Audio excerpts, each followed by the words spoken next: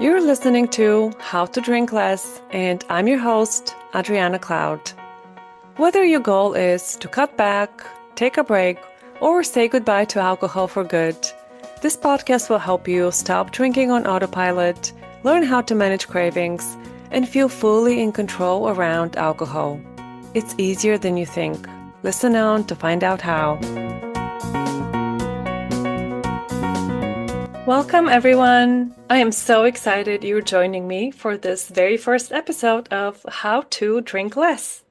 Before we dive into today's topic, I want to take a couple of moments just to introduce myself so that you know who you're listening to. I was a daily drinker for over a decade, and although I never called myself an addict or an alcoholic, and on the surface I was managing to keep my life together, I was drinking more than was good for me. Towards the end of my drinking career, I was actually drinking at least a bottle of wine every night. But for quite a few years leading up to that point, I was in denial. I tried really hard to convince myself that my drinking wasn't that bad. It couldn't be, you see, because I knew people who were drinking more than me. But deep down, I knew that alcohol was a problem. And finally, in 2020, I got to a point where I couldn't pretend anymore, and I was finally ready to do something about it. There wasn't any kind of dramatic rock bottom or some big revelation where I suddenly saw my life flash before me. What happened was that I was just tired of feeling like garbage every single morning, even if I wasn't completely hungover. And I was really tired of disappointing myself and breaking my own promises about how I was going to cut back starting Monday. And I finally quit for good in December 2020, and I've never looked back. And while I had been expecting that sobriety would be boring and awkward and lonely, I could not have been more wrong. And thank God for that. I can't say that there was an instantaneous flip of a switch and my life became miraculous all of a sudden, but so many things about my life improved dramatically after I quit drinking. And so much so that I decided I wanted to help other people to transform their lives as well. So that's what I do now. I am a certified gray area drinking coach, certified life coach, and certified hypnotist. And I help people to build a more intentional relationship with alcohol, whether their goal is just to drink less, to take a break for a while, or to never drink again. I am also a poet, an avid reader, an editor, runner, a lover of jigsaw puzzles, a wannabe crazy cat lady, although I don't have any cats at the moment. And you might wonder how any of these things are relevant to drinking, but I happen to think that all the different parts of us, our interests and obsessions, our skills and experiences, our histories and background, and our idiosyncrasies and character traits, all of these things shape us into who we are and how we see the world and connect with the world and with ourselves. I currently live in London in the United Kingdom. And if you're thinking, that doesn't sound like a British accent, you're absolutely right. I am originally from Bulgaria, and that's where I grew up.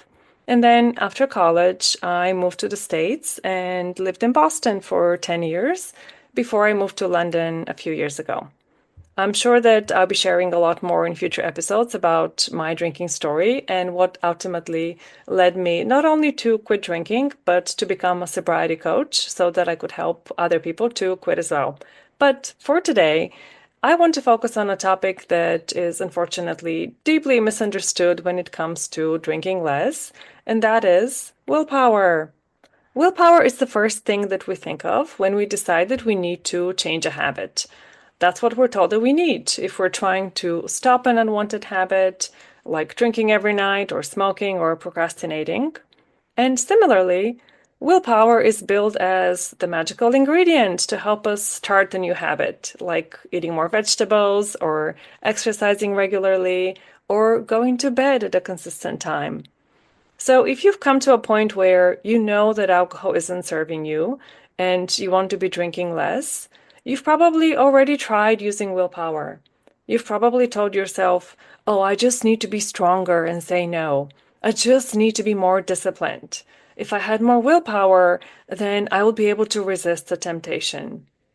But with all due respect, that's absolute nonsense.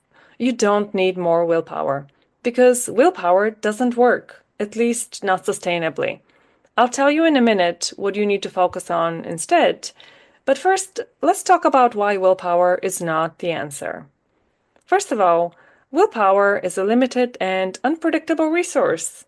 How much willpower you have on any given day depends on many things, including how well you've slept, what mood you're in, are you hungry, what else is going on in your life. So, on a day when you feel rested and you just got paid and the weather is beautiful and you feel optimistic about the world, you will have access to a lot more willpower compared to a day when you have a sick child at home, or your train was canceled, or your boss gave you negative feedback on a project, and plus you have a toothache and you just got an unexpected bill. And how much willpower you have when you get home in the evening and you're staring at that bottle of wine in the fridge will also depend on how much willpower you've already had to use during the day. Maybe you had to use willpower to make yourself go to yoga in the morning, even though you were exhausted. Maybe you had to use willpower not to eat the donuts that your coworker brought to the office. Or maybe you had to use willpower not to stalk your ex on Instagram when you're supposed to be doing your taxes. Research shows that willpower gets depleted as the day goes on, and that's why, if you've already had to exercise a lot of self control during the day, your reserve might be quite low by the time you're trying to talk yourself out of finishing last night's Chardonnay. Another issue with relying on willpower is that it's exhausting because you're always on high alert for potential temptations.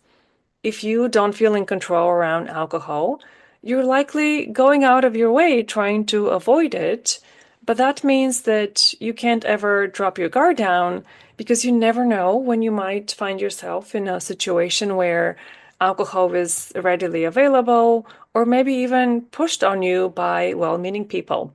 Say a friend calls you unexpectedly and asks you to meet them at the pub because they've had a fight with their partner and they need to vent.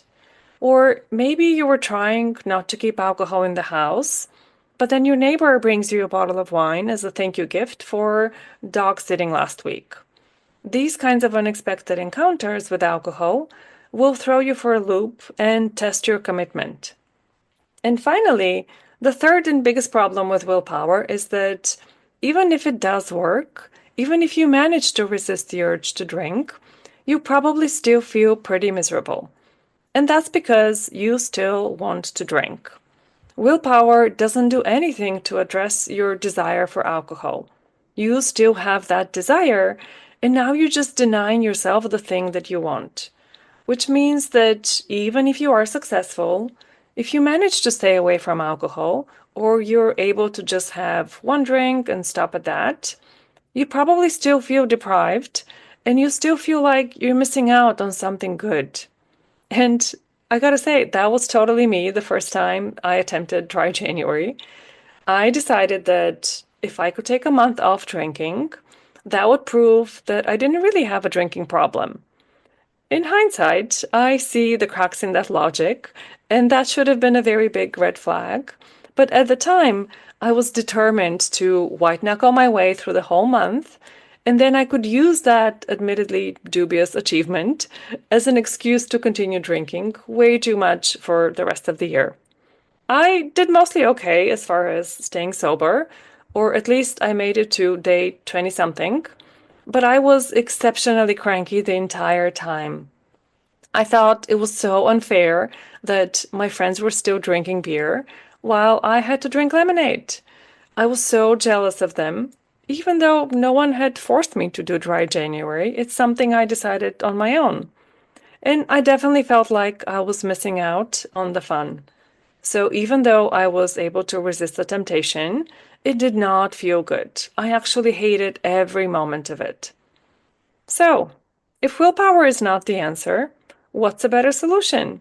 How are you supposed to control your drinking? I'll tell you, but first, let me just clarify. I'm not saying that willpower is completely useless. There's a time and a place for it, and certainly it does work in some situations. I'm not saying never use willpower. It does work as a short-term solution for sure.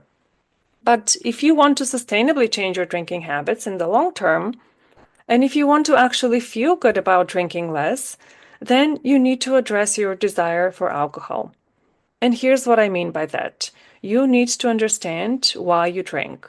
You need to understand what role alcohol plays in your life. What is alcohol doing for you? What benefit is it providing? Yes, I said benefit, because there is a positive intention behind every habit. Even if you've gotten to a point where alcohol seems to have outgrown its usefulness and right now is causing more harm than good in your life, at some point it was providing a benefit. It was serving a purpose. And that's really important to understand. In our culture, the narrative around what I call problem drinking is focused only on the negative impact of alcohol, how bad it is for you. And of course, that is true. And we have to acknowledge that alcohol can negatively affect many aspects of our lives. But if you demonize alcohol and you try to scare yourself sober by telling yourself alcohol is poison and it's bad for your health and it's damaging your relationships and so on, that's likely to backfire, even if it's true to some extent. If you tell yourself that alcohol is bad, what happens is that by association, you start to believe that you are bad when you drink.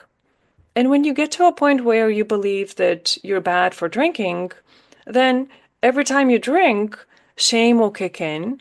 And shame is one of the least helpful emotions. Shame feels so itchy and uncomfortable that we will do whatever we can to avoid it. And that includes drinking to get away from it. So you can see how shaming yourself is the opposite of productive. When you feel ashamed about your drinking, you will be reluctant to take an honest look at your drinking habit to really understand why you drink. It's much easier to just avoid thinking about that, but it's really hard to change something that you don't fully understand. It's like trying to fix a car that won't start without knowing what's wrong with the car. You can randomly replace different parts and hope for the best, but unless you diagnose the real problem, it's unlikely the car is going anywhere. So, if you want to change your drinking habit without relying on willpower and without feeling deprived, you need to start getting really curious about why you drink. The better you can understand what role alcohol plays in your life, the easier it is to make changes. Let me give you some examples so you know what I'm talking about. Maybe alcohol is how you relax at the end of the workday. Maybe it's how you let loose and have fun. Maybe a cocktail or two is how you ease your social anxiety and you feel more confident around other people. Or maybe alcohol is helping you to feel more connected to your partner or your friends. Maybe it's helping you to numb difficult emotions like loneliness or grief or frustration or disappointment. Or maybe you feel like that drink, or two or three, at the end of the day, is your well-earned reward for taking care of everything and everyone all day long. Do you see that all of these have a positive intention underneath? In all of these instances, alcohol is providing a benefit. And I'll just add that for most of us, alcohol ticks more than one of these boxes. We use it to fulfill different needs at different times. I, for sure, drank for all of these reasons and more. I drank when I was lonely. I drank when I was tired. I drank to feel less awkward around other people.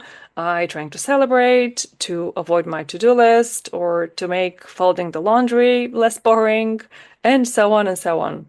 Alcohol was providing a lot of benefits for me, or so I believed anyway. Your mileage will vary, but the more familiar you become with your own drinking patterns and your own triggers, the more in control you will feel around alcohol. The better you can understand what you're looking for alcohol to give you, the easier it is to start making different choices. So this is what I encourage you to start doing. Instead of trying to cultivate more willpower, cultivate deeper awareness of the role alcohol plays in your life. And instead of trying to be stronger and more disciplined, commit to being more curious. Without judging yourself, which I know is easier said than done, and I'll talk more about the importance of developing self-compassion in later episodes, but as much as possible, without judging yourself, start noticing in what situations you find yourself wanting to drink. Is it certain times of the day or certain settings? For example, at 6 p.m. when you start cooking, or late in the evening after you've put the kids to bed and you finally get half an hour to yourself? Or is it Sunday afternoon when the dread about the week ahead starts to set in? Next, ask yourself, are there particular people who trigger your desire to drink? Whether it's because you feel anxious around them or just because drinking is what you've always done when you hang out together. Or is it certain feelings that you're always quick to try to numb? Or maybe you have too many thoughts rushing through your mind and booze is the way to quiet them down. Do you drink to entertain yourself when you're bored? Or to tolerate annoying situations? Or maybe alcohol is a way to elevate an enjoyable experience, like going out to dinner or date night or going to a concert. Start paying attention to your desire for alcohol and what you're looking for alcohol to provide, because awareness is always the first step towards change. That's it for today, friends. Thank you for listening. If you're looking for practical advice for how to say no to alcohol and say yes to yourself, you will want to get on my email list. Sign up to receive my free guide with 7 steps to kickstart your sobriety. The link is in the show notes, so go and grab it now, and I'll see you soon in your inbox.